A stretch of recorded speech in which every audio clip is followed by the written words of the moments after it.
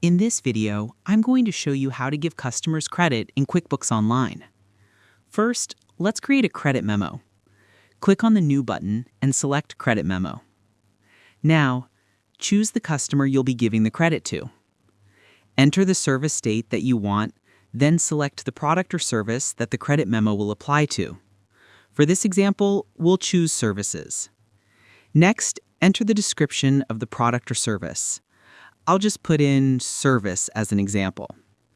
Add the quantity, rate, and amount. For this demo, I'll just use random numbers. Once everything is filled in, click Save and Send. After creating the memo, click Send and Close.